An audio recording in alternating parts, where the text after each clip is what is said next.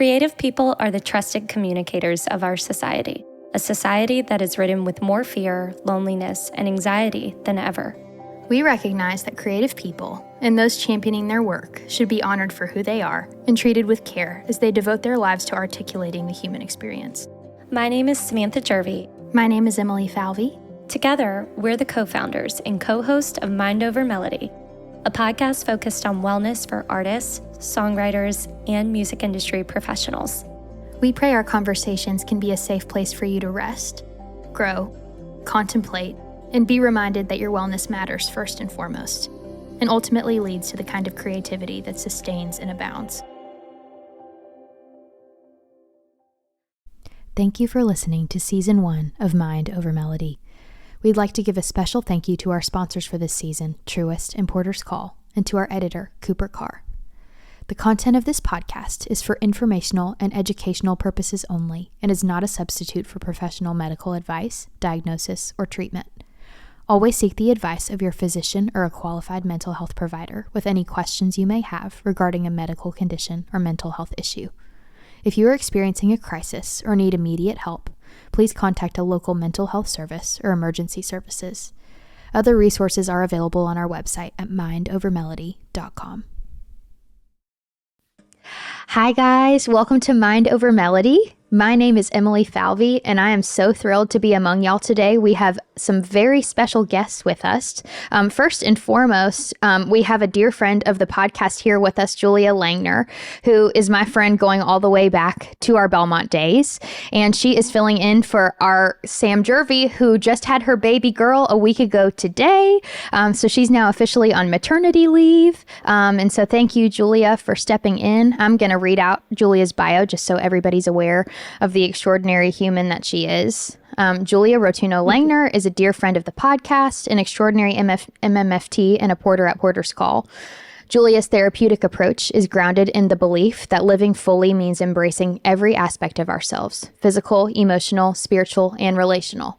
She understands that healing involves acknowledging both the parts of us that helped us survive and those who may have buried due to shame, trauma, or grief. Whether these aspects are well known or newly discovered, Julia is dedicated to helping you gather and integrate them. While the process can be challenging, you won't have to navigate it alone. Her practice is person-centered and trauma-informed, prioritizing your autonomy to determine your path and pace. Julia encourages viewing your experiences as part of a larger narrative and uses attachment theory to foster new insights and deeper connections. She may also incorporate techniques such as EMDR or brain spotting depending on your needs. When she's not in the therapy room, Julia loves experimenting with new recipes for friends, supporting the Nashville Soccer Club. We love our boys in blue and gold. And spending time at the lake with her husband and their spirited rescue dogs, Helen and Alfie. Julia, I'll let you say hey and introduce our very esteemed guest today. Wonderful. Well, thanks so much for letting me join this conversation, Emily. And I am lucky to get to introduce the wonderful Leonora Zilkha Williamson. And she is the founder of Platinum Rule Advisors, a consulting firm devoted to human capital strategy and executive coaching for leadership teams, especially for family-owned businesses. Her career includes roles at JP Morgan, Boston Consulting Group, and Estee Lauder, so just a couple of small names. A graduate of Princeton University and Harvard Business School. She's also a certified coach through the International Coach Federation and a member of the Harvard Institute of Coaching, the Forbes Coaches Council, and Marshall Goldsmith's 100 Coaches. She has lived in 8 countries, speaks 5 languages, and carries 2 passports. Unreal. She was I know, that's amazing. She was a founding partner of Women's Angel Investment Group, the Jump Fund. Leonora's side hustle is teaching negotiation and corporate social responsibility to undergraduates as a lecturer at Vanderbilt University. She has served on dozens of nonprofit boards, including a current seat on the board of Learning Matters. She was named the #1 executive coach in Nashville in 2021 and 2022 by Influence Digest and is a 2022 Nashville Business Journal Woman of Influence. She's also a certified Enneagram expert. She lives in Nashville with her 2 daughters and a golden retriever named Sally. We are so glad to have you, Leonora. Thank you so much for having me. And speaking of Sally, she's around and maybe barking in the background. And so I'm really going to hope that she'll stay quiet. But thank you so much for that introduction, and to both of you for inviting me on your show. It is a thrill to have you here, and I'm just looking forward to jumping into your work. And on that note, would you mind, I know we just kind of shared a little bit about your background, but could you just start by telling us where you're from and more of what your story is and that trajectory to becoming an executive coach, business owner, and associate professor of business? Yeah, absolutely. And I love that question, Julia, because when we write our bios, we tend to give facts and we generally don't provide the stories behind them. So where am I from? The quick answer to that question is Maine. It's where I've spent the most years of my life living. But I was actually born in the UK. My dad is Middle Eastern, my mom is American, and we moved to the US when I was 3.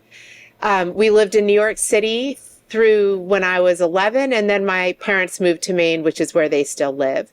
I went to high school in Massachusetts. I took a gap year and lived in Austria, actually, to study the violin. So music has always been a really big part of my life, particularly classical music. And I sang in our glee club in college. I was also in a women's a cappella group. And I mean, the power of music is something that I struggle to put into words. But with you, I don't have to, because I know that both of you are very close to it as well. After college, I went and worked on Wall Street at the investment bank JP Morgan.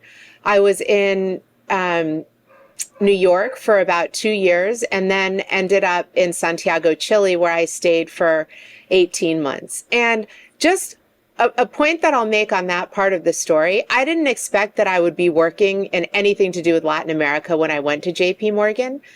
But someone asked me on a Monday if I would be willing to move to Chile, like the country Chile, on Saturday, 6 days later, and stay for 3 months.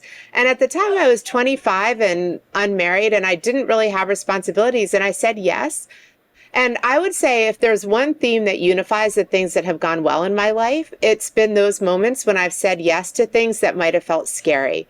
And getting on a plane to move to South America was certainly one of them, but I'm so glad that I did it, because although I was supposed to stay for 3 months, I ended up staying for 18. At the end of that time, I knew I didn't want to be an investment banker, but I didn't know what I wanted to do. So I went to business school. I did my MBA. And it was in business school that I first fell in love with the idea of personality assessment. So everyone at Harvard Business School has, or at that time, it was literally last century, so it's a while ago, but had to do the Myers-Briggs. Yeah, well, anyway, had to do the Myers-Briggs, which, if you're familiar with it, categorizes people into 4 buckets along a spectrum in each. I watched as people received the data of what their Myers-Briggs was and began to experience it almost like a life sentence. Like, oh, well, because I'm an ENFJ and I'm a feeler, I'm not good at doing logic. And I really saw the pros and the cons of what a personality or behavioral assessment can do for a person. And I think there's a lot to it that's really rich, but there's a lot that can potentially be dangerous. So got to Harvard Business School, took my Myers-Briggs, and I loved it so much that in book clubs, subsequently, I always made the group read Please Understand Me and the other Myers-Briggs book.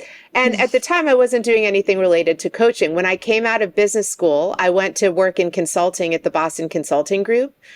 But on the side, I was always interested in these questions of humans and why we do what we do and why we feel what we feel. So fast forward a couple of years in consulting, and I realized that what I actually really wanted to do was make a product instead of consulting to companies. And when I think about what I love makeup, and I always have. And there are a lot of things I love about it. It's like a temporary moment of joy, and you can take it off if it doesn't work out. There's nothing permanent about it. It's not bank breaking. It's available to everyone. And it's just deeply, deeply fun. So I went to work for MAC Cosmetics. I had a lot of jobs there, but my last was overseeing the international division of MAC, of the brand. So it was about $500,000 in sales across 60 countries. And it was so cool because I was paid to travel around the world. And when you really think about what a beauty brand does. It's helping people feel good in their skin.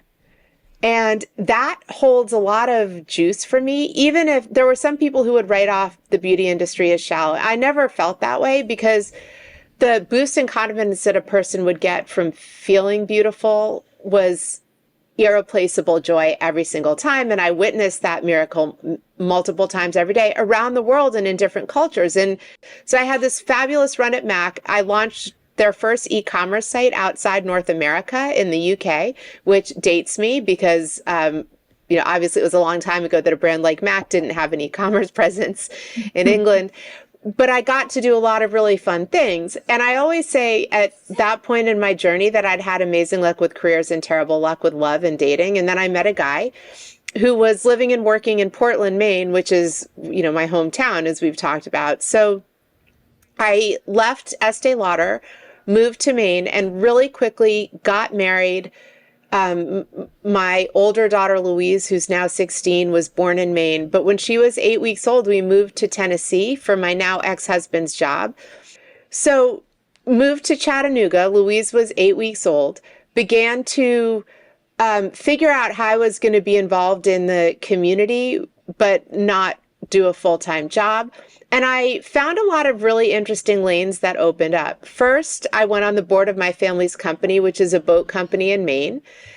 Then I did a lot of volunteer work in the community, most of which was with the Creative Discovery Museum, which is a children's museum, but we brought science out to areas of our region that didn't have science labs in elementary schools, which I loved.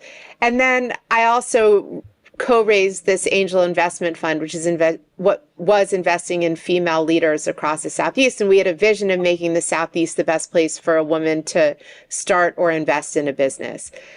And then in 2015, I knew that it was time for my marriage to end. So the marriage ended. And in 2017, I moved to Nashville. Hayley Williams, the lead singer of Paramore, has a beautiful hair dye brand called Good Dye Young. You're probably familiar with it. And Good Dye Young's mission is not in some ways all that different from Mac's. It's about creative self-expression. And as a brand, it created a home for people who may have felt different or othered in certain contexts. And that notion really jazzes me. I like working on places that are brands that feel inclusive. The issue that I sensed going into taking that job is that I was older than the target brand customer. And I don't know if you can tell them this, but I don't even dye my grays. So I certainly wasn't rocking magenta hair or orange hair or anything like that. And I took the job even though I had some sense that from a sort of identity standpoint, it wasn't a perfect fit. But there were two things. One, I wanted to be back in beauty. Actually, three things. Second, I really wanted to move to Nashville because Chattanooga was feeling small. And, with my love of music, Nashville was such a logical place to imagine I could live a fulfilling life. And I also loved Hayley and still really love Hayley. I have so much respect for the artist that she is and what she's built. But it was clear. So I moved here in 2017. Got permission from a judge to move my girls to go to school here, began working for Good Dye Young in August, and in November, they let me go. I was fired. And that had never happened to me in my career before. I completely understand the reasons behind it. And I take as much responsibility, if not more, for that having happened because I didn't check in with my gut and I didn't have the tools or the language to look inward and say, is this really the right fit to who I am? But at the time it happened, it felt very much like a failure. And I didn't know what to do. I was living in Nashville, brand new here with 2 kids and responsibilities.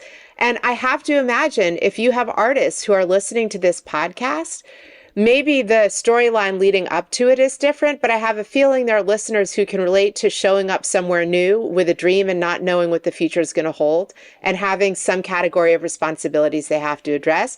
So to your listeners, if that's you, I see you, even if I'm not a musician and an artist myself. It's a very, very hard place to be.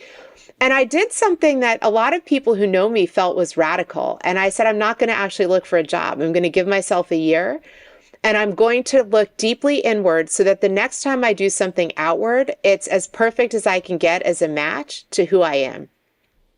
And I worked for the first time with a coach. And I was like, this is the best thing ever. And the International Coach Federation definition of coaching is a coach and coachee in partnership co-creating the coachee's desired future. So it was wildly creative in some ways for me to go through that process with a really good coach. Her name is Terry Humphrey. She's in Nashville, and I don't know if she's hearing this. I'll send it to her. But I really owe her a debt of gratitude for helping me get clarity on what I wanted to do. And then because the path I wanted to pursue happened to be coaching, she was very helpful in getting me started. After I got fired from Good Die Young, my confidence was really low. And it's hard to be imaginative and generative and creative from a place of low confidence.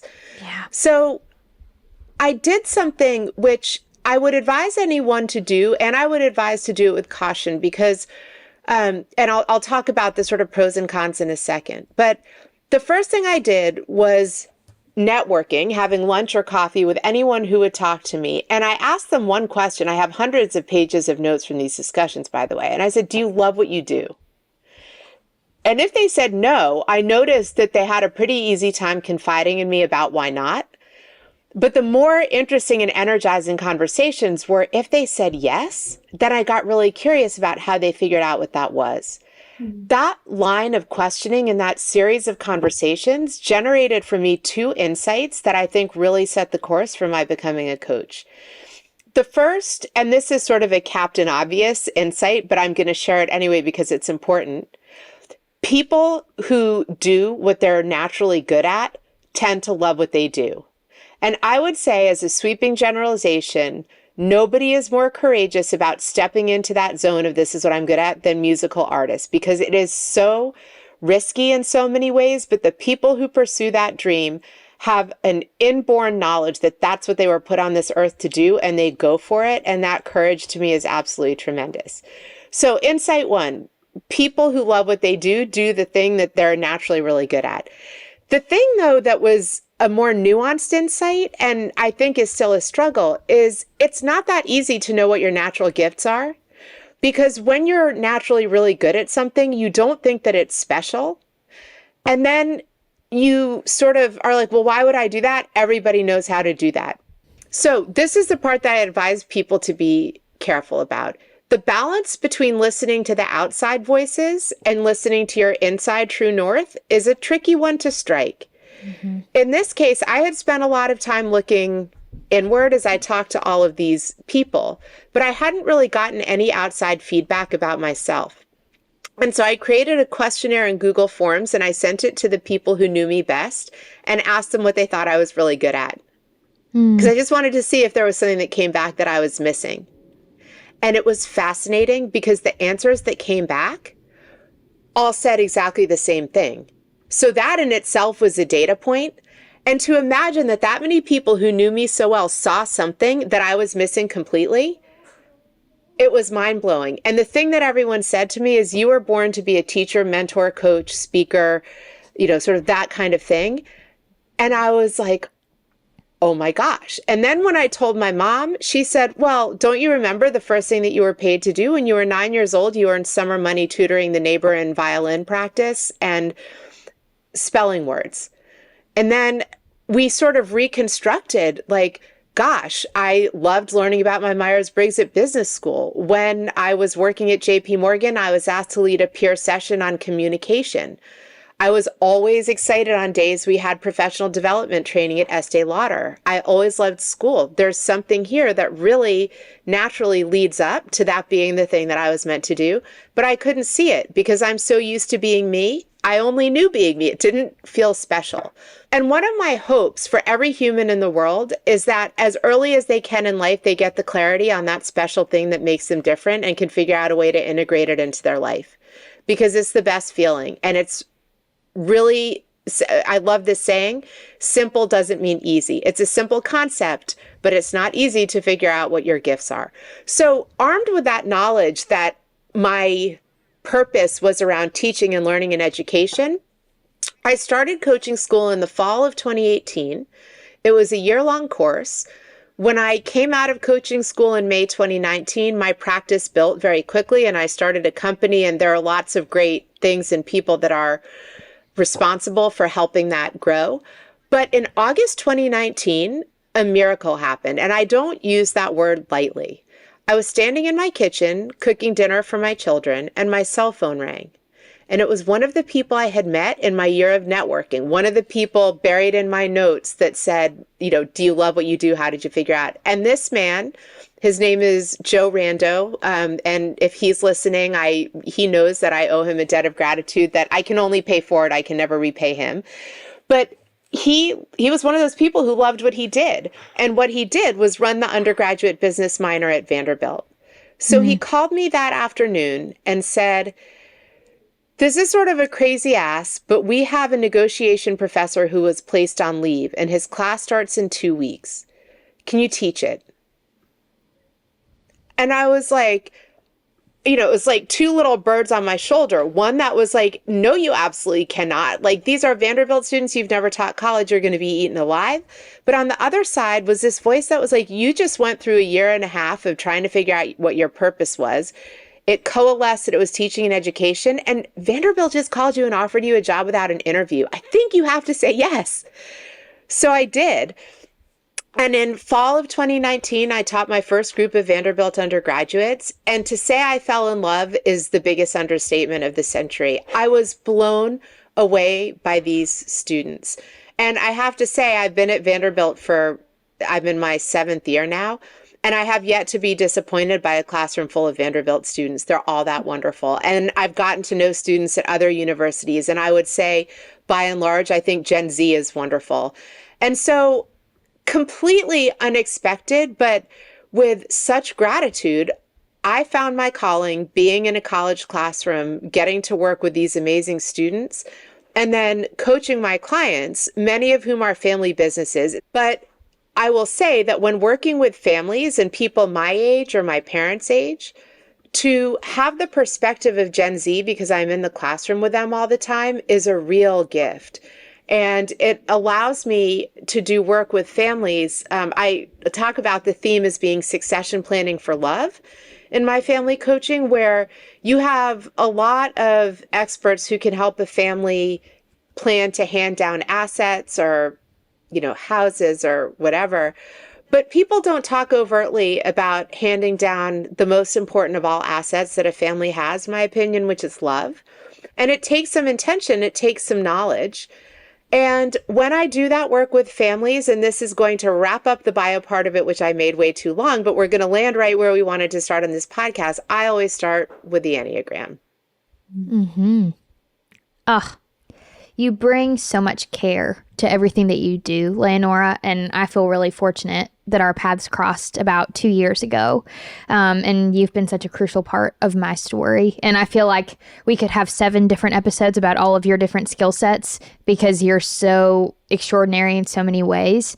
But I'm really grateful that you donate some time to us to talk about the Enneagram, which I think, Julia, I don't want to speak for both of us, but I feel like since my Belmont days, the Enneagram has been such a potent tool. I feel like it's kind of famous in the Nashville community. But for those who are unfamiliar with it, Leo, can you give us a general overview of what it is and what compelled you to start integrating that tool into your work? Absolutely. So Enneagram is a word derived from the Greek. Ennea is 9 and gram is shapes. And so in its simplest form, it means 9 shapes. And if you've ever seen an Enneagram map, it's a circle and there are 9 numbers on the circle. So a few things. People think of the Enneagram as being 9 types, but in fact, it's the number 3 cubed, so 3 to the 3rd power, and I'm going to break down how all those numbers layer. So the first thing, and in fact, Julia, you alluded to this when you talked about how you run your practice, but if we look at 3 dimensions of human intelligence, we tend to have mental intelligence or mind intelligence, we have corporal intelligence or body intelligence, and we have heart intelligence or emotional intelligence. Spiritual is a 4th domain, which the Enneagram supports all of it. It's not sort of as tactile as the other 3. And so the Enneagram doesn't really include it specifically, but it never excludes it generally, right? This is what I'll say about that. And in fact, you can find roots of the Enneagram in a lot of religious traditions, mystical faiths. It's thousands of years old. So if you start with the 3 types of intelligence, you've got the body intelligence, which are types 8, 9, and 1. You've got the heart intelligences, which are types 2, 3, and 4. And you've got the mind intelligences, which are types 5, 6, and 7. So within those 3 buckets, you've got 3 types each. And the way the 3 types are organized is that, let's just take, for argument's sake, because it's the top of the circle, the body intelligence. The type 8 is the external expression of the body intelligence. Type 9 is what we call the conflicted manifestation of the body intelligence. And then type 1 is the internal manifestation of the body intelligence. Then if we move to the heart center, the 2 is the external manifestation of the heart intelligence. The 3 is the conflicted version of the heart intelligence. And then the 4 is the internal manifestation of the heart intelligence. And then you've noticed with body and heart that it starts with external and goes around clockwise to internal. When we get to the mind intelligence, it then reverses. So next to the 4, which is the internal heart, is the 5, which is the internal mind. Next to the 5 is the 6, which is the conflicted mind intelligence. And then when you get to the 7, you've got the external mind intelligence. And so you go from 3 types to 9 types. But I said before that it's 3 cubed. So the way we get from 9 to 27 types is around that circle, every one of those will have what's called a subtype. And the 3 subtypes are self-preservation, where you have an orientation to the world that's primarily safety-oriented, taking care of your own needs. You have a one-on-one subtype, sometimes called sexual. So you'll see SX, although it's not actually about sex, it's about the intimacy of a one-to-one relationship. And then you'll have the social subtype, which is an orientation towards the community. And when you layer the self-preservation, the one-on-one, or the social subtype onto any of the 9 numbers, they'll show up actually quite differently. I'm not going to go into all the 27 types. I'm going to go into the 9 types, but just be aware that if you do the assessment, be curious about what your subtype is also, because your subtype will actually move the needle. And when I talk about type 6, I'll give an example of how that is. So, you would think that in most circles that have numbers 1 through 9, you would start with 1, but I don't, because it's the last in the body intelligences. So I'm actually going to start with 8. So as I said, 8 is the external manifestation of the body intelligence, and that is kind of a fearless leader type. So the 8 is oriented to believe, and I should just say, within every Enneagram type, there's a worldview, there's a core belief, there's a vice, there are all these different things. And I'm not going to get into the technical language. I'm going to do it more storytelling. But if any of your readers are interested in the technical parts of it, I know one of the questions we'll address is resources, and I'll give you a list of resources you can go for the deep technical knowledge. So the 8 is kind of the fearless leader who views it as their job to take care of everything and everyone, frankly, whether people want it or not. So one of the clients that I coach is an Enneagram 8. And one of the pieces of feedback that he gets from others is that he's sometimes like a bull in a china shop, that he comes in and he wants to make sure that everything is going well and does it with big energy. 8s are usually types that have enormous energy and charisma, and that there are times that other people may experience that as too much. But one thing I'll say about the type 8, and I'll say this about every type, and actually thinking through this lens is a wonderful compassion building exercise. Mm-hmm. The core motivation of every Enneagram type has good intentions. And so if an 8 is being overbearing and bossy and loud and sucking up the air in the room, chances are they're not trying to be egotistical. They're trying to be helpful and make sure that everyone is okay. And one of the greatest gifts for me about speaking Enneagram is that I can easily go to compassion for someone if I understand their Enneagram type, because I can begin to see what might be motivating them to show up a certain way. So that's the 8.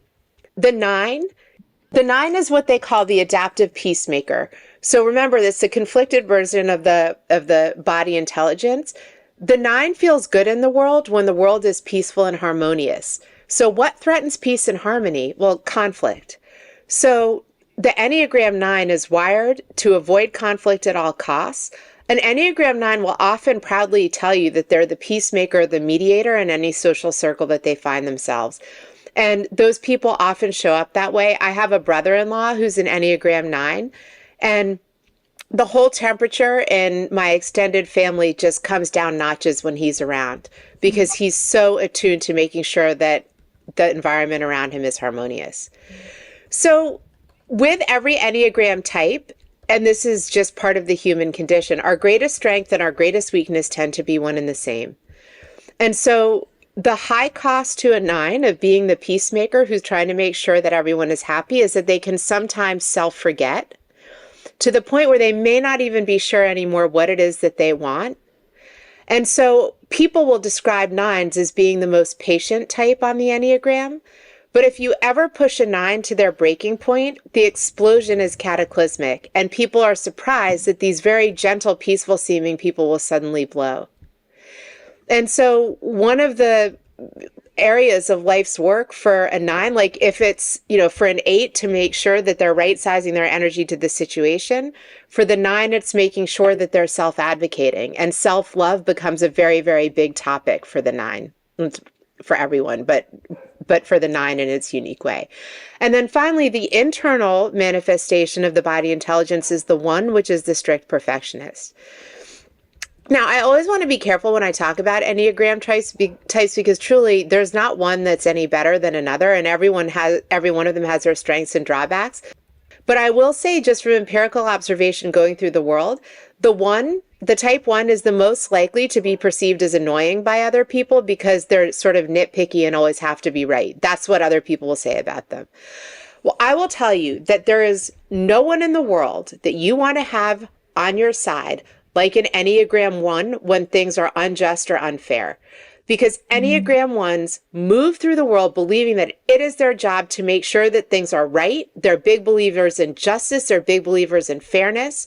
And that can often show up in then also being very detail-oriented and making sure that things are just so. And they sometimes don't have a lot of patience for careless errors. They usually don't make them, but it's patience for careless errors in others.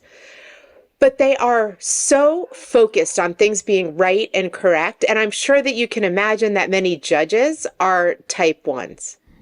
So I can't imagine how disorganized and chaotic the world would be without the type 1s. And part of the work for the type 1 is to show up with that deep desire and conviction about the importance of justice in a way that's also relational to others. So that's the type 1. So those are the 3 body types of intelligence. The 3 heart types. So the Enneagram 2 is called the considerate helper. I'm a subject matter expert on that because that is my core type. And the good news about the considerate helper is that we perceive our worth in the world as being needed by others. And so we're the first to put our hands up and say that we want to help.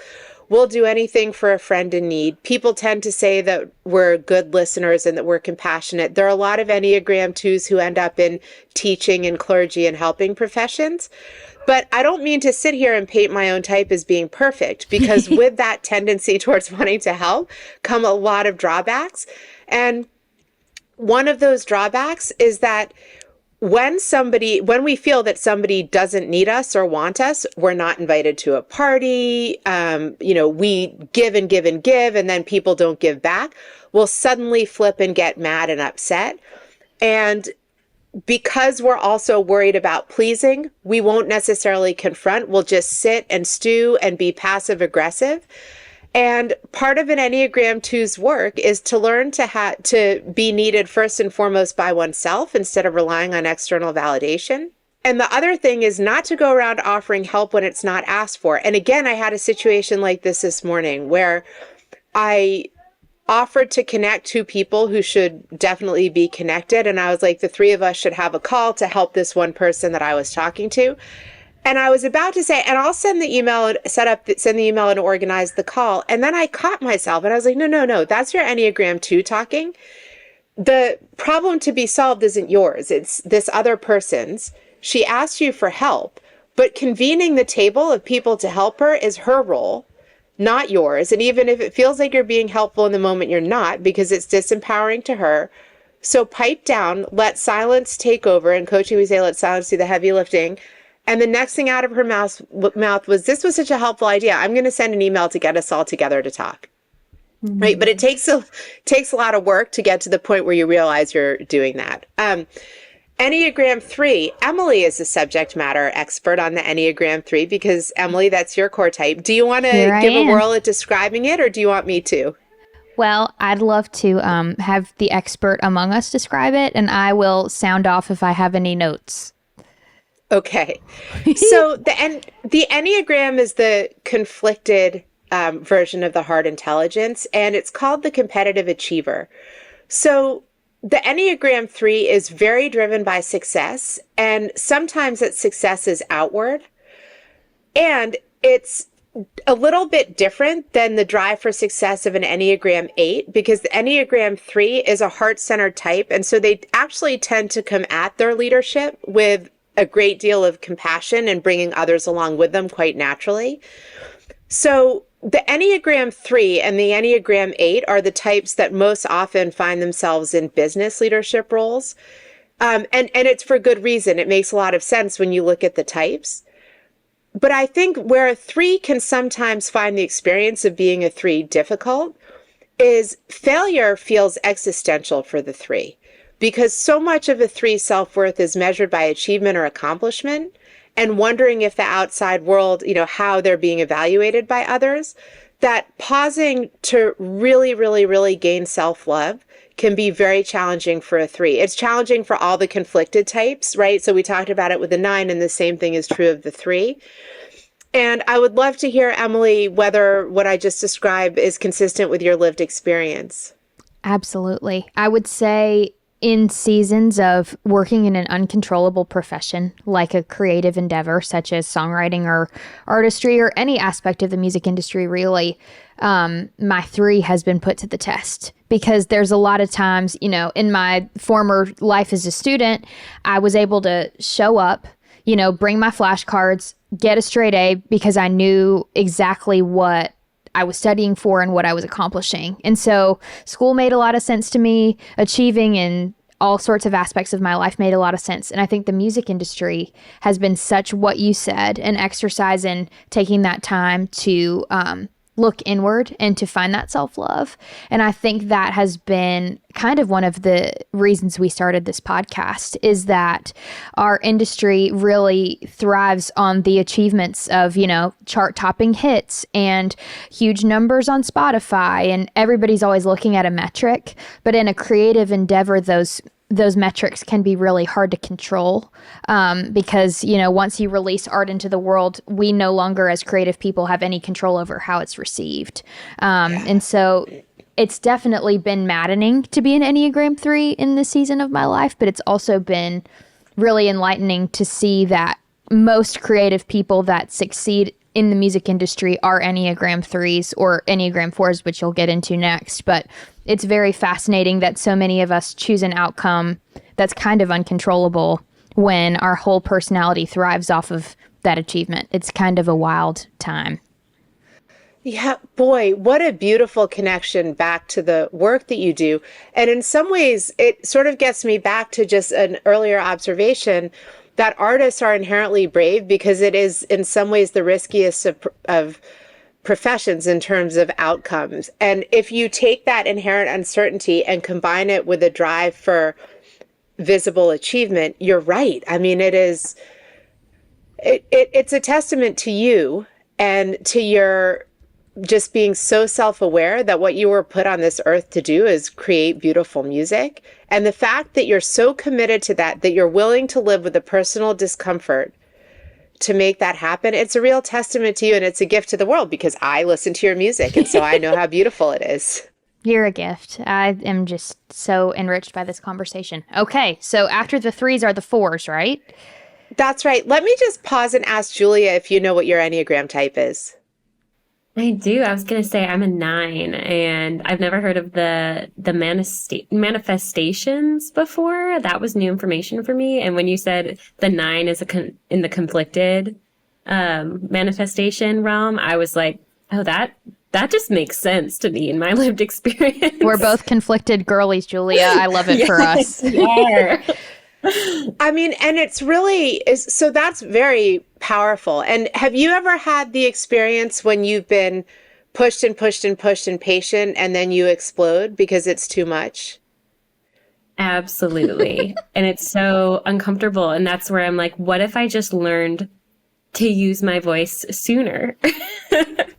What a big question. Well, all right. I'm going to tell a little 9 story that might give you a great deal of hope, because I love this story.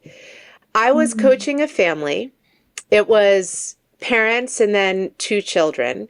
And the Enneagram composition of this family was a 3, which was the dad, an 8, which is one of the children, a 9, which was the mom, and then the other child who was also a 9.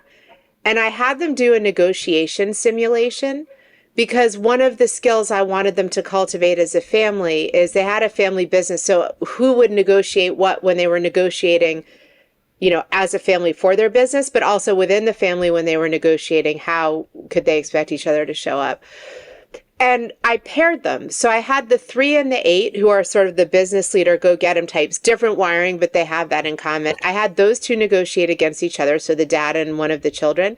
And then I had the 2 9s negotiate together, the mom and the other child. And there were 2 categories of negotiation. The participants didn't know it when they went in, but there were 2. One was, how big can you together make the pie? And then how do you divide up that pie? So what happened is, and when we went into it, you could just feel it in the room that the 9s were like, oh, the 3 and the 8 negotiating together are going to eat our lunch. And we as the 9s, like, it's going to be hard because conflict and all the things. And actually a negotiation exercise is kind of a nightmare. And why are we even doing this? Right? I'm sweating just hearing the words negotiation. I know, but listen to what happened. And I hope this makes you feel so hopeful. We got back in the room and we looked at the results. First of all, guess who together was able to bake the bigger pie? The 2 9s. But more importantly, they split it more evenly. Whereas in the 3 and 8 negotiation, there was a clear winner and a clear loser. And so, first of all, they were like pissed off that they hadn't created the biggest pie, even though it was within family, right? They were like, how could those conflict averse guys have baked a bigger pie than us, the leaders? And then there was a winner or loser, so it didn't feel great from a relationship standpoint. Whereas the 9s had sat and very patiently listened. They had shared information and they figured out, I wouldn't say game the system because it's not a game, it's collaboration, but they figured out how to make the pie as big as possible. And then they decided that they wanted to split it evenly. And not to say that one is better or worse, but the negotiation professor in me would say, as a general rule, it's a pretty good way to go through life, being the one who helps bake the biggest pie and then splits it so everyone benefits. So I hope that maybe makes you feel a little bit better about the 9 and using your voice, because the hypothesis that I would have, and I've only just met you, so I don't know, is that even if at times you may feel like you're not using your voice, I bet people who negotiate and collaborate with you feel that you're a really good partner who's driven by creating value for everyone. That is amazing to hear that story. And I just was thinking about like how important it's been for me to be on teams where like my 9-ness is cultivated, like in that scenario where it's brought into its strength. And I hope that's encouraging for other people listening about who resonate with the nine lifestyle. Yeah, I mean, this is the thing, is there's so much beauty in every single type. And it's really fun to talk about and have stories. So speaking of beauty in every type, moving now to the 4, which is the internal manifestation of the heart intelligence. So that type is known as the quiet creative. And it's a little bit of a misnomer because it implies that creativity is owned by the 4 on the Enneagram. And that's not so. There are deeply creative people across all of the types. But what is true about the Enneagram 4 is that they come into this world believing that they're unique. And often people who believe that they're unique are wired to show it by creating things that are different, and they usually have a private process for doing it. But to the extent that a 4 has a need for outward recognition, which every type does to some degree, they want to be known for being special, different, unique. And when they feel average, that's existential for them. So the way failure might be existential for a 3 and rejection might be existential for a 2, being cookie cutter is existential for a 4. And so a 4 will, when you're looking for things, you find them easily. I'm sure you've done the exercise where like, show me everything blue on the screen, and you point to it. And then I say, how many red things? And you don't know because you weren't looking for red things, right? 4s tend to go through the world being like, I am looking for all the proof points that people don't get me. And that I am so special and unique that all I can do is retreat to my quiet place with a book, with a journal, writing a song, if that's the way you show creativity, or meditating or going deep in some quiet and introspective way. And where 4s can really find relief in life is when they realize that sharing traits with other people doesn't make them not unique. It actually makes them relational. But it can be a life's work to get there. So the Enneagram 4, the quiet creative. And now we move into the mind types. And I will tell you, as an Enneagram practitioner, these are the ones that are hardest for me to describe because my orientation towards sort of mind, logical intelligence is actually the lowest of all the intelligence types. Heart is my highest, action is my next, and sort of mind is my lowest. So I struggle a little bit, but I've coached a lot of people across all these types, and so I have some stories from others to share. The 5 is the internal manifestation of the mind type, and these are people who really believe that knowledge is power, and they move through the world very quietly amassing power, and they don't particularly feel the need to talk or engage in the world. In fact, they feel a deep need to conserve energy. And when I was really trying to understand what it was like to be a 5, I asked someone I knew who's also an Enneagram practitioner who's a 5. I said, just what is it like? Describe to me what it's like to live that way. And they gave me an explanation that I found so helpful. I want to share it here. They said, have you ever woken up on a day that you knew you were going to be traveling through a lot of airports and you didn't know if you were going to have a charger for your phone in your plane seat or in the airport? So you put your phone into low power mode and you only use it for the things that you really need it for? That's how 5s wake up every morning and think about their energy reserves. So if a 5 is quiet or if a 5 is shying away from conversation, it's actually not that they're trying to be aloof. They're trying to conserve their energy, and they're trying to sort of absorb everything that's happening around them because this quiet knowledge is power. And I saw that in action when I coached a leader of a public company who was a 5, who didn't have a LinkedIn profile because people who need to find me know where to find me. He didn't have town hall meetings because those are artificial and nothing real ever gets said there anyway. There are better ways to disseminate information. And he didn't have one-on-ones with his direct reports because he's like, if they have questions, they'll just call or text me. It's much more efficient that way. He wasn't trying to be an absent leader. That was the impact that it had on some of the people who worked for him. But all he was doing, because he took his responsibilities so seriously, was being the best 5 he knew how to be. And that was withdrawing so that when someone needed him, he could show up 100%. So that's the Enneagram 5. The quiet specialist is what it's called. The Enneagram 6 is the conflicted mind. And that type is called the loyal skeptic. So the loyal skeptic is basically walking around the world with the core belief that it is not a safe place and that it's their job to protect themselves and keep themselves and then a narrow circle of people and things they care about safe. So I worked with a client who was an Enneagram 6 for about 3 years. And I joke with him, it took him a year to trust me enough to tell me anything that mattered because he wasn't sure. And Enneagram 6s take a long time to build trust.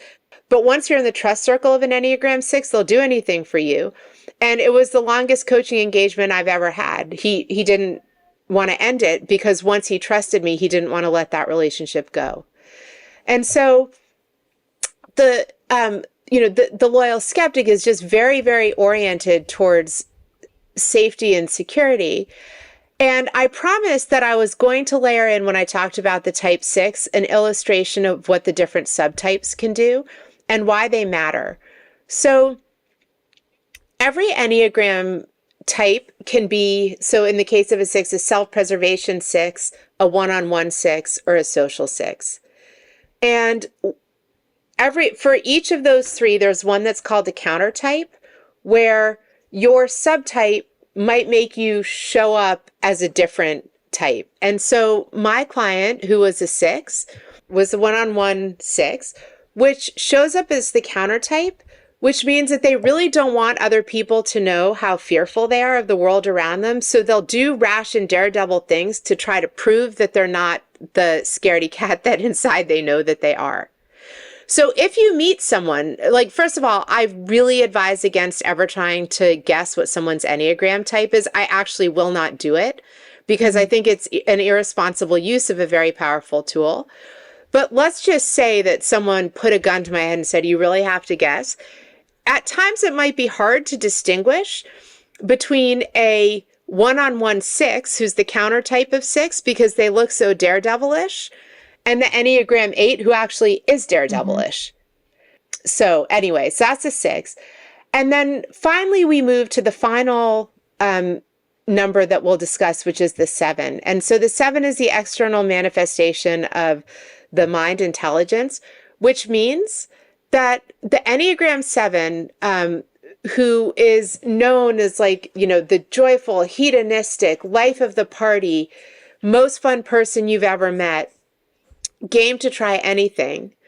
And so people love an Enneagram 7, but they can be hard to pin down. They might have trouble completing tasks, but they actually have an underlying belief that the world is a painful place. And part of the way to numb the pain is through activity and doing and newness and excitement all the time. And so the existential fear of a 7 is being in pain. And when you meet someone, I'm sure that you all have friends like this. Like, I have a really, really, really close friend who I've known my whole life, who's an Enneagram 7. And I spent many years of our friendship being frustrated when she would cancel a plan at the last minute or be half an hour late, or we wouldn't be able to finish a conversation because we would switch topics. And once I learned the Enneagram, and I immediately did hers, I was like, I need to know, I want to understand. And I learned that she was a 7. I understood how 7s are wired. It gave me a whole lot of compassion for why she shows up the way she does. And it allowed me to make a shift, which is, so the shift I'm about to talk about is not Enneagram specific. It actually comes with anything in coaching. But the biggest driver of disappointment and sadness and suffering in life is expectation, which is why the Buddhists talk so much about attachment and how to free yourself from attachment. And in this lifelong friendship, I was attached to expectations of showing respect by being on time and things like that. And I was continually disappointed because she didn't have those same attachments. When I was able to understand that and release my expectation that she would show up on time because that's something that I'm used to doing, and I became able to accept her for her, that empowered me to make a choice, which is it worth it to me to be friends with someone who's late or who cancels things, or is it not? And the decision I made is that it is, because she's a unique and wonderful friend who I've loved my whole life, and I wouldn't ever want to live life without her. But I've just freed myself from being disappointed or upset or reading anything into it when she does her 7th thing, because it's just who she is. And it has put our friendship in a healthier place than it's ever been before. By the way, if we tie that back to me as an Enneagram 2, what negative story could an Enneagram 2 tell themselves when someone cancels plan and shows up late? Well, that you're not valued, you're not respected. And remember, that's the core wounding of a 2. So I was also able to see how my own wiring and sensitivities might be playing into my frustration with her behavior. And honestly, it just freed us from so much. So that wraps up the different types. There are two things I want to say before I just talk really quickly about two concepts that your learners may have heard about, which are wings and lines. But the first thing is, I mostly talked about the Enneagram in relationship to an individual and an individual type. But I told two stories that talked about Enneagrams in relationship to each other. One is the story with my friend who's a 7 and how the Enneagram really helped us bring our friendship to a much richer place. And the second was with that family and the negotiations between the 9s and the 3 and the 8. So the Enneagram is incredibly powerful as an individual tool, but it's exponentially so when you begin to put it into relationships. So, I mean, now that we've talked about all the different motivations and joys and challenges of the different types, imagine when you begin to weave them together on teams or communities or marriages or families, and how complex all that motivation can be. And what I love about the Enneagram is it gives you a map so that people can understand each other, have a lot of compassion for the way people are showing up, and it makes relationships better and more loving across the board. So that's a little bit about the tool. Would you like me to talk a little bit about the wings and lines very quickly? Oh, yeah. We'd love it. Okay.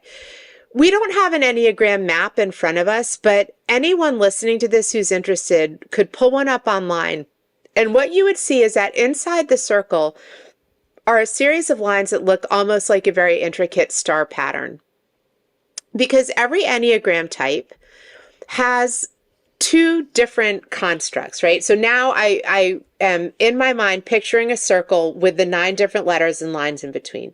First of all, on the circle, you've got 2 lines next to you. So Emily is an Enneagram type 3. On one side of the circle, she's got her Enneagram 2, and on the other side, she's got her Enneagram 4.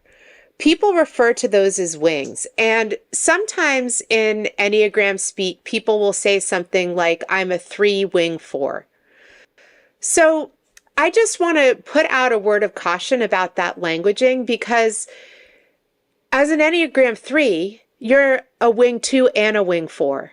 Mm-hmm. And the analogy that I and my school of Enneagram teachers come from, the analogy is that no bird flies with just one wing. So you're an Enneagram 3 with a wing 2 and wing 4. You may have a higher level of integration of one wing versus another, and this is where I think the Enneagram is so powerful compared to other self-development tools. Instead of saying, well, here's my corner, I am an Enneagram 3 wing 4, I'm painting myself into it, and there we go.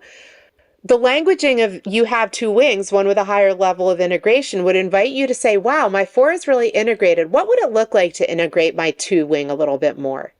And if you ask that question, even if I'm doing this exercise for someone I'd never met, I sort of know what the things are that a 3 might do to integrate their 2 more. And almost always someone will say, oh my gosh, that is work that I need to do on myself so badly. So those are the wings. They're simply the numbers that are to either side of you in the Enneagram. And then you have your lines. And so there are different terms for them. So one line is called either a stretch line or a stress line. And so it's when you are pushed to an unhealthy version of yourself, you actually begin to show up like the unhealthy version of another line on the Enneagram. So as a 2, and this is for every 2, this is not unique to me. This is every 2 in the Enneagram world would have their stretch or stress line be to Enneagram 8. Which means that, and by the way, this is so true because I've had this feedback my whole life, is everyone is like, you're so nice, you're so caring, you're so loving, like until you're not. And then you go psycho and you're bossy and you're telling everyone what to do and you look like an unhealthy 8, right? So to be aware of that tendency in oneself can be very helpful. And when I am trying to figure out how to ratchet down that tendency, which, by the way, I've really had to do as a college professor, because you can't lose your temper with college students. It's hurtful and scary to them, right? So I really have to have a lot of self-mastery around that.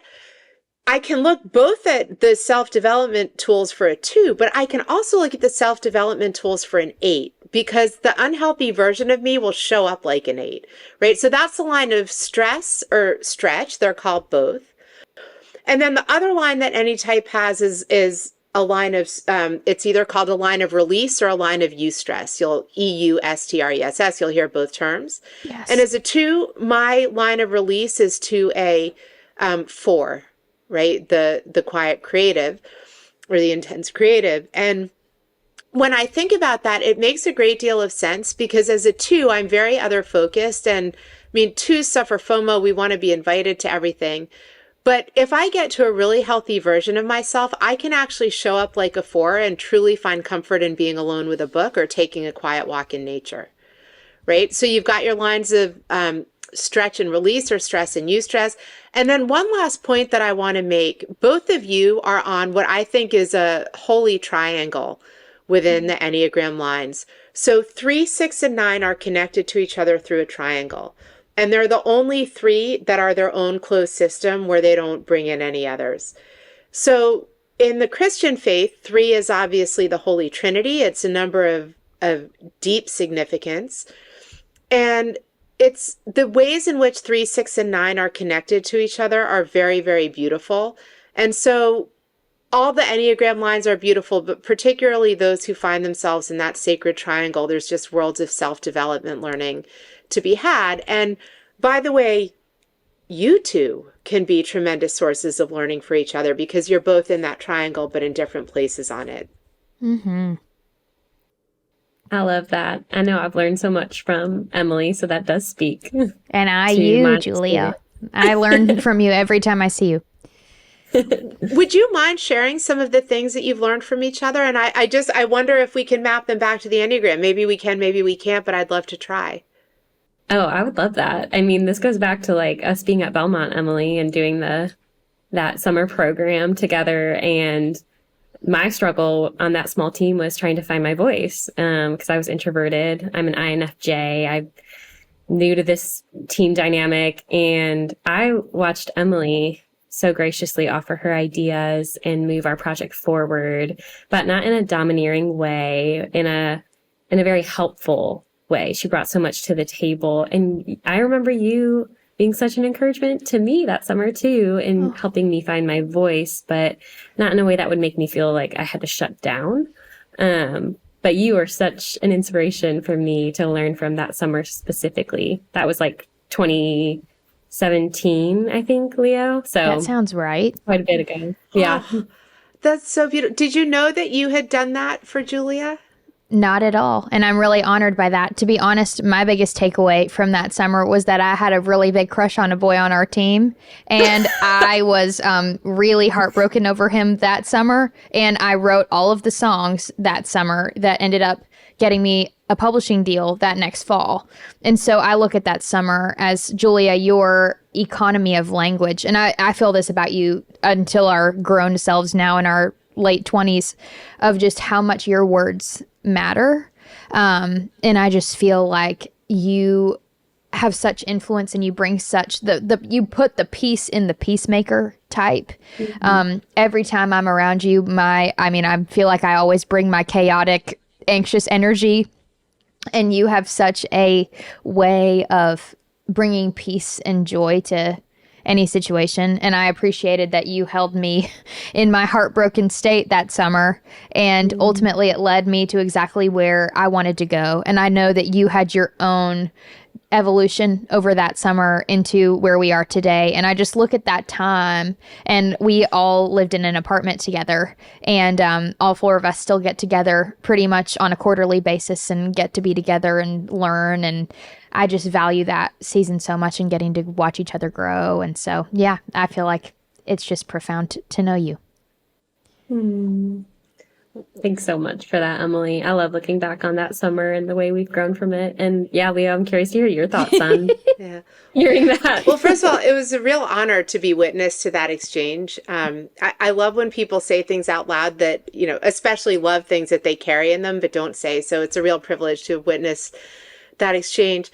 And so it's so interesting, Julia, as a 9, your line of release or eustress, sort of when you're at your healthiest, is to the 3, which is Emily's type. And so when you tell me that Emily, I'm almost going to cry here. When you tell me that watching Emily helped you find your voice, what you are doing is actually watching a healthy 3 do their thing.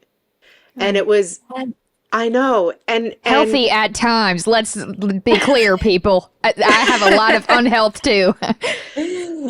Well, using your voice to advocate for yourself is a healthy 3 behavior that it sounds like you were demonstrating.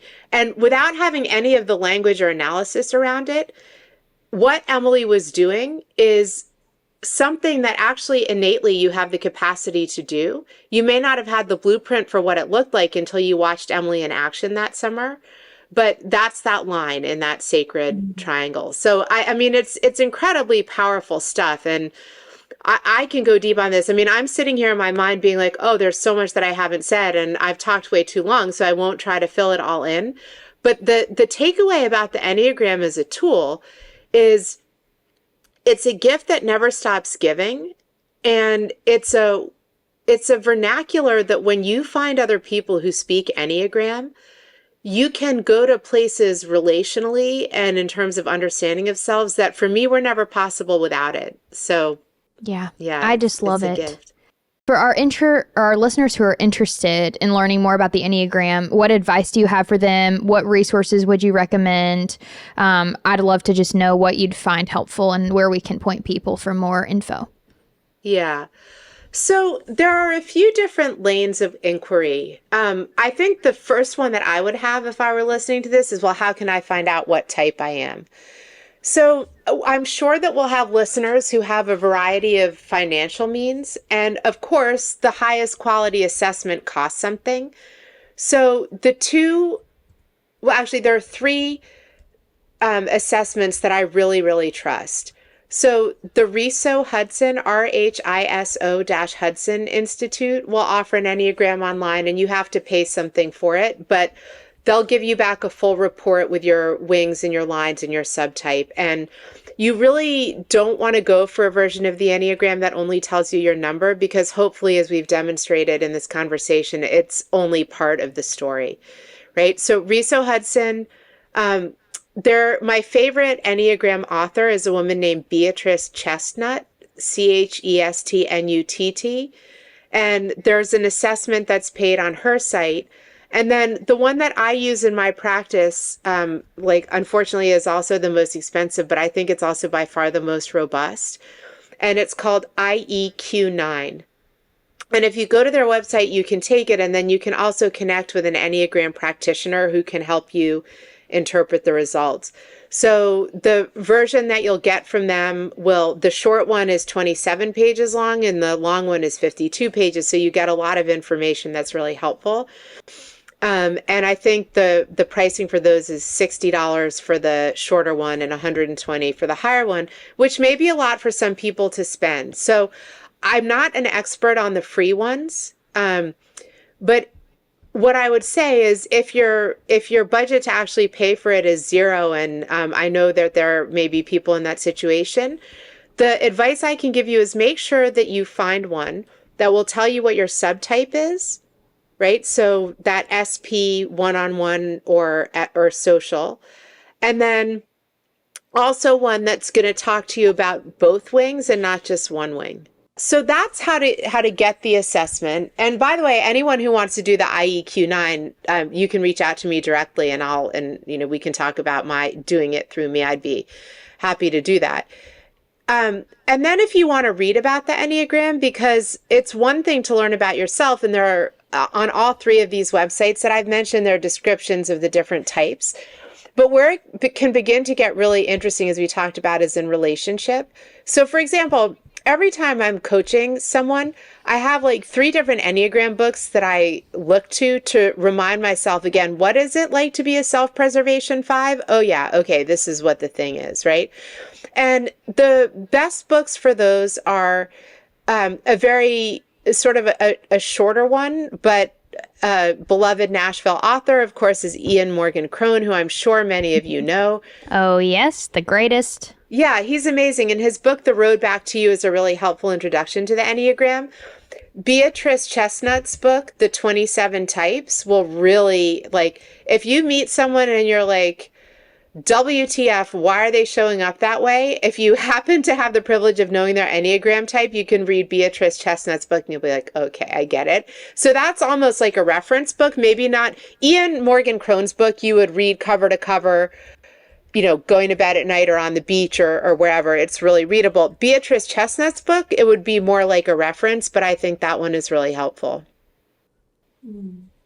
I've not heard of that Beatrice one. I've read The Road Back to You, but that's great to kind of have a resource to dig deeper into this. And on that note, I feel like there's been so much deeper knowledge I've gotten to learn about the Enneagram from learning from you in this conversation. And this whole podcast is, you know, adjacent to understanding our wellness better. And so I want to ask that signature question.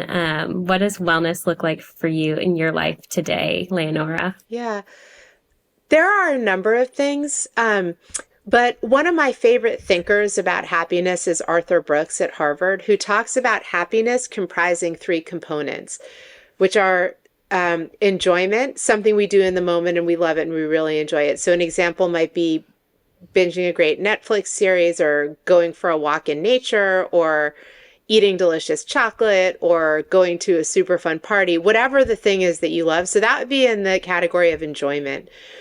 And for me, the things that fall into that category, you know, I really love the nature in Nashville. I love my dog. I love being with my friends. I was telling Emily that yesterday I got to spend 2 hours with my best friend from high school.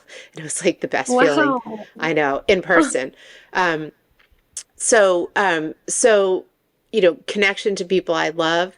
And actually coaching and teaching I enjoy a great deal. The next category that he talks about is satisfaction. So things that may not have immediate payoff, but over the long run feel really good. And a lot of wellness type of activities will fall into that category. There are some activities that fall into enjoyment that may be flying in the face of wellness, right? Like having a glass of wine with a friend might be enjoyable, but we may not feel great the next morning. But some of the things that bring me satisfaction are also linked to wellness. So I am a daily meditator, sometimes twice daily. I teach meditation to my clients in my coaching engagements. I'm actually about to start a course to wade deep in my meditation teaching starting in January. And for me, I can't take credit for this, but I love the analogy is like, I don't skip a morning or night of brushing my teeth. And for me, meditation as mental hygiene is as important as toothbrushing is for dental hygiene. And there's all sorts of science that talks about what it does for people, and that's all well and good. I just know how I feel when I don't meditate. So that's one. Moving my body is another. So I love yoga. Yoga is actually a moving meditation, so it's sort of in the same category. But you know, and then I also love walking and I love cooking. So I love healthy eating. In fact, Emily is coming over and eating dinner at our house tonight. And before we started this podcast, we were talking about what we might cook. And I get, you know, great satisfaction from over time doing healthy things. And then the final source of joy is meaning. And actually, the thinkers about happiness and wellness, and there are so many great books out there about this topic right now. But having a purpose to your life is one thing that all the thinkers agree on. And it's kind of interesting because like intellectuals don't always agree on much, but they all agree on that. And so I use the Japanese construct of the ikigai, which might be another podcast episode, to think about meaning and purpose in my life. But right now, my working definition of purpose is enabling learning and growth in a way that include, I'm not wording it perfectly, but with joy and creativity and fun. And so when I look at the activities in my life, I think being a mother is by far the most important place that I get to do that. It's actually the most important thing I do in anything. But it's also what I get to do in my classrooms. It's what I get to do with my clients. It's hopefully what I get to do when I speak on a podcast like this. So it really, really, to use a kindergarten term, but I love it, it fills my bucket to get to do things like this because I think it's my life's purpose. So that the long answer to a short question, that is what wellness looks like to me. Oh, I think you're an example to me of what it means to be truly well. And I think you excel in so many areas of life. You're an amazing mother. You're an amazing coach. You're an amazing friend. So I'm just really grateful. And Julia, thank you for stepping in and being our guest host while Sam's on maternity leave. It's really such a privilege to get to soak up your peace, your wisdom, and your joy as well. I just cherish you so much. So this is kind of I'm peaking right now. This is a top podcast moment so far. So thank you both for being here. I'm just really grateful for both of y'all. And thank you guys so much for listening. We'll catch you next time. Thank you. Goodbye.